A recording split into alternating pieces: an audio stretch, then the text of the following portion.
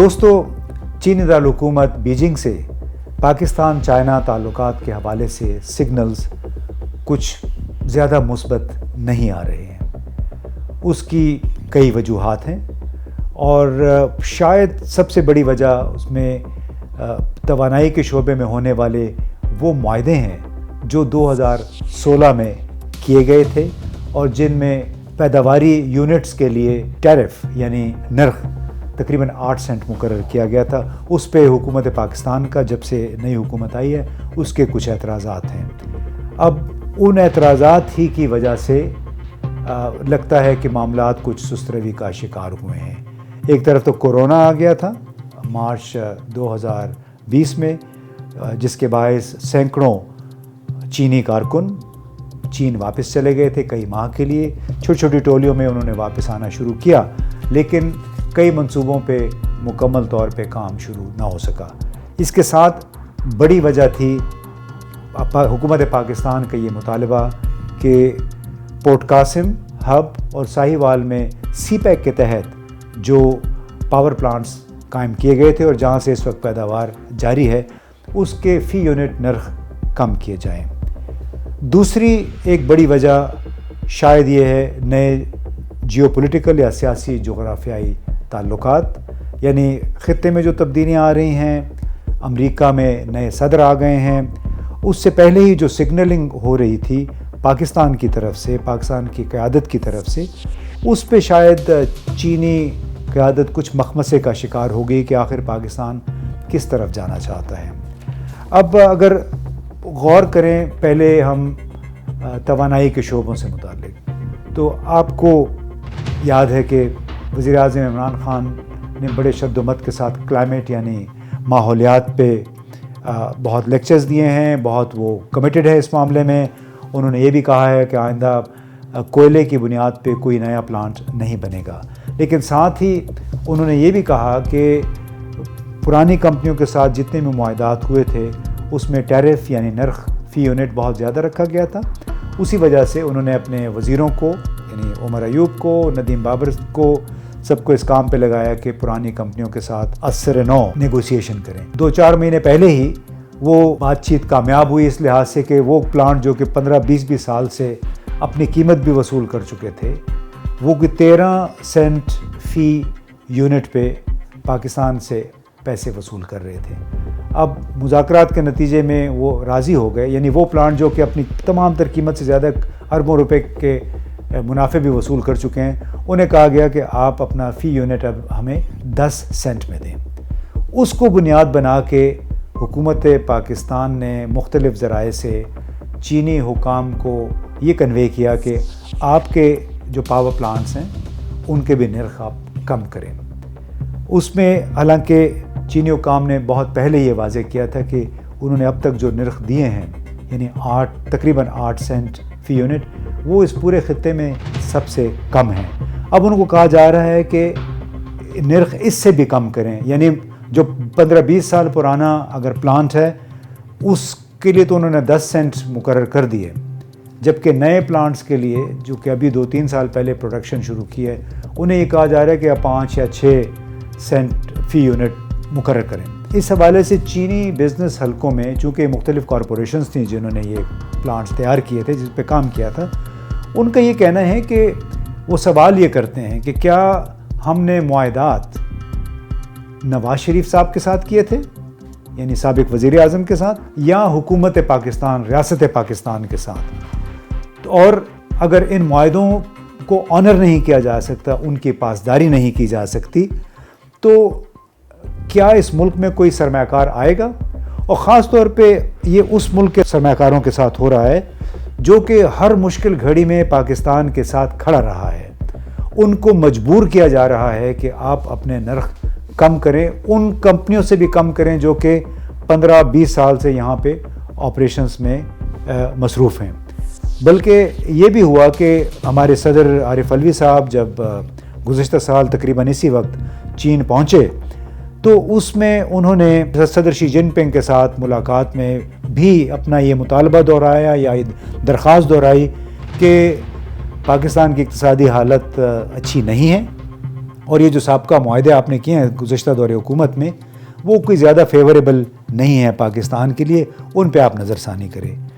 اب اس کا مطلب یہ تھا کہ آپ آہستہ آہستہ اس رشتے میں ایک زہر آپ گھول رہے ہیں، ایک ایسا مطالبہ کر کے جو کہ پیورلی ایک بزنس کا معاملہ ہے۔ اس کی وجہ سے جس انداز میں یہاں سے پھر میسیجنگ ہوئی ہے چینی سفارت خانے کی طرف سے، چینی بزنس مین کی طرف سے، وہ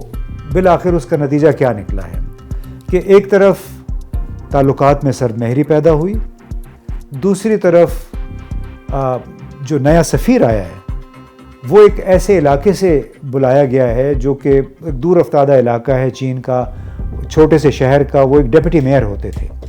ان کو بطور سفیر اسلام آباد بھیجا گیا۔ حالانکہ ان سے پہلے یاؤ جنگ بہت ہی جہاں دیدہ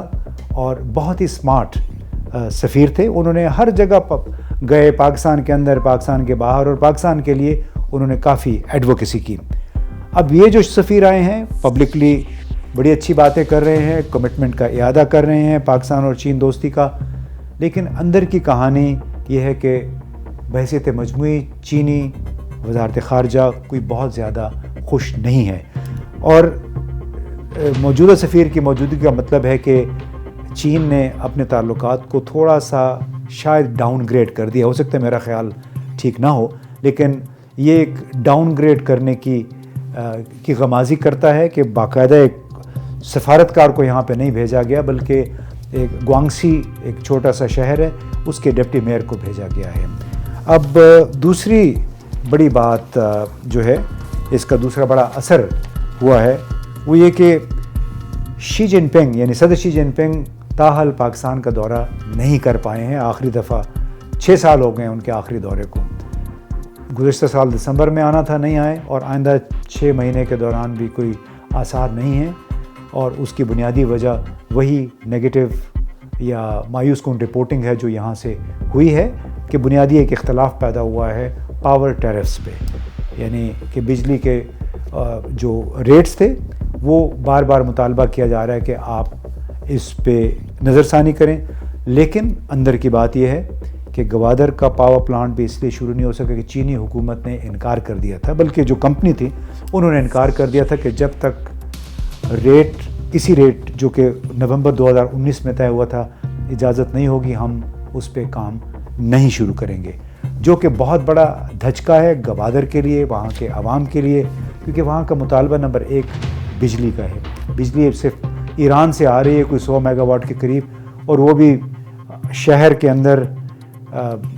دن کے 15-16 گھنٹے ہوتی نہیں ہے، آتی جاتی ہے، کیونکہ خود ایران سے پاور سپلائی کوئی بہت زیادہ مستحکم نہیں ہے۔ تیسرا بڑا نقصان یہ ہوا ہے کہ سی پیک میٹنگ ایک میکنزم ہے، یعنی اعلیٰ سطحی وزارتی لیول کا یہ ایک میکنزم ہے سی پیک کے معاملات کا جائزہ لینے کے لیے۔ آخری میٹنگ نومبر 2019 میں ہوئی تھی، اس کے بعد کچھ نہیں ہوا۔ سب گروپس ہوتے ہیں ان کے جو شعبہ جاتی گروپس ہیں، اس کے چند 4-5 میٹنگز ہوئی ہیں، لیکن اس کے علاوہ وزارتی سطح پہ یہ میٹنگ نہیں ہو سکی ہے۔ اب اس کی 5ویں یا 6ٹھی وجہ اعتماد کا کھونا ہے، یعنی شاید چینی ہمارا اعتماد کھو چکے ہیں، اور اس کی بنیادی وجہ یہ کہ ہم اپنی کمٹمنٹس پوری نہیں کر پائے۔ وہ بار بار یہ سوال کرتے ہیں کہ اگر آپ دو طرفہ معاہدات کی پابندی نہیں کریں گے تو یہاں پہ کون سا غیر ملکی سرمایہ کار قدم رکھے گا؟ اگر آپ کی ٹیرف پالیسی ایک 4-5-6 سال کے لیے مستقل نہیں ہوگی تو کون اپنا سرمایہ یہاں پہ لگائے گا؟ اور 6ٹھی بڑی بات، سب سے بڑی بات یہ ہے کہ پاکستان کی موجودہ حکومت نے شاید ایک چھوٹے فائدے کے لیے، یعنی 8 سینٹ سے 7 سینٹ نرخ کم کروانے کے لیے اس کوشش میں کم از کم 1.5 سال گنوا دیا ہے۔ اس 1.5 سال گنوانے کا مطلب یہ ہے کہ گوادر میں ترقیاتی کام نہیں شروع ہو سکتا۔ گوادر فری زون میں ان کے کچھ جنریٹرز لگے ہوئے ہیں، لیکن آپ خود سوچئے جنریٹرز پہ تو صنعتی یونٹ نہیں چلتے ہیں، بلکہ اس کے لیے آپ کو مستقل ایک بجلی کی سپلائی چاہیے۔ اور سب سے بڑھ کے یہ کہ جو ایک انتہائی سرگرمی دیکھنے میں آ رہی تھی جو ہم کہہ رہے تھے کہ سی پیک گیم چینجر ہے، سی پیک اس آہنی بھائی چارے کی ایک درخشندہ مثال ہے، اس میں کچھ بظاہر سستی آئی ہوئی ہے، اور سوال یہ اٹھ رہا ہے کہ کیا اس کے اعلی کار، اس سست روی کے اعلی کار ندیم بابر اور عمر ایوب تھے، کیونکہ ان کے اپنے براہ راست بزنس مفادات ہیں آئل اینڈ گیس میں،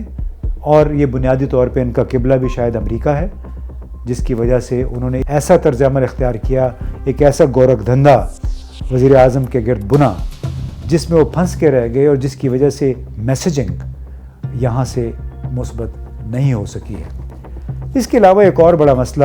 پاکستان کے امریکہ کے ساتھ تعلقات ہیں۔ جب سے جو بائیڈن آئے ہیں تو ہمیں یہ بتایا گیا ہے مختلف ذرائع سے کہ پاکستان، بلکہ شک ہے چینی قیادت کو کہ پاکستان کی سیاسی اعلیٰ ترین سیاسی قیادت چونکہ بنیادی طور پہ روایتی طور پہ امریکہ نواز رہی ہے، اس کے اندر ایسے لوگ موجود ہیں مختلف سرکاری اداروں کے درمیان جن کا بنیادی مطمع نظر امریکہ ہوتا ہے، تو ہو سکتا ہے کہ وہی لابیز ایک بار پھر سرگرم ہو گئی ہوں جو بائیڈن کے صدر بننے کے بعد، اور اسے سگنل اس طرح کا جا رہا ہے بیجنگ کو کہ پاکستان شاید مستقبل کی کوآپریشن، فوجی تعاون، سویلین تعاون امریکہ کے ساتھ وہاں سے مالی امداد ری نیگوشیٹ کر رہا ہے، اور اگر اس قسم کا واقعی سگنل جا رہا ہے کہ در پردہ امریکہ اور پاکستان کے درمیان تعلقات اثر نو سرگرم کرنے کے لیے ایک بار پھر ہو سکتا ہے چین سے منہ موڑ لیا جائے، اگر ایسا ہوا تو پاکستان کی اس سے بڑی بدقسمتی نہیں ہوگی، اس لیے کہ بہت مشکل حالات میں پاکستان میں گزشتہ 5 برسوں کے دوران کم از کم $30 ارب کی سرمایہ کاری چین کی طرف سے ہوئی۔ اس میں بلا شبہ معاہدوں میں غلطیاں بھی ہو سکتی ہیں، اس میں معاہدے ہو سکتا ہے گڑبڑ بھی ہوئی ہو، لیکن چھوٹے نقصان کے لیے آپ ملک کا بڑا نقصان کبھی نہیں کرتے ہیں، اور وہ بڑا نقصان ہے باہمی اعتماد کا فقدان، اس وقت جو دیکھنے میں آ رہا ہے، اور انتہائی ایک افسوسناک صورتحال ہے، کیونکہ پبلکلی بڑے زور شور سے وعدے وعید کیے جا رہے ہیں، دوستی کی طرف کمٹمنٹ کا اعادہ کیا جا رہا ہے، لیکن جب تک زور شور کے ساتھ پاکستان کی طرف سے دوستی کا، پکی دوستی کا اور چین کے ساتھ کھڑے رہنے کا اعادہ نہیں کیا جائے گا، اس وقت تک شاید اس دوستی میں پرانی روح دوبارہ پھونکنا مشکل ہو جائے گا۔ یہ بھی سوال اٹھ رہا ہے کہ کیا پاکستان نے چین کا ساتھ دینا ہے یا ایک بار پھر اس امریکہ کے ساتھ ایک صف میں کھڑے ہو جانا ہے جس کے بنیادی تعلقات اس خطے میں بھارت کے ساتھ ہے۔ تو اسی لیے پاکستان کے پاس شاید ایک چوائس ہے کہ اگر بھارت امریکہ کا اسٹریٹجک اتحادی ہے تو کیا پاکستان چین کا اسٹریٹجک اتحادی ہے یا نہیں، یا پھر اس کے پاؤں 2 کشتیوں میں ہوں گے، اور اگر 2 کشتیوں میں اس کے پاؤں ہوئے تو پھر پاکستان کی جو موجودہ مشکلات ہیں اس میں مزید اضافہ ہوتا چلا جائے گا، یقیناً پاکستان پھر مزید تنہائی کا بھی شکار ہوگا، بین الاقوامی تنہائی کا، اور یہ کوئی اچھے آثار نہیں ہیں پاکستان کے 220 کروڑ عوام کے لیے اور پاک چین دوستی کے لیے۔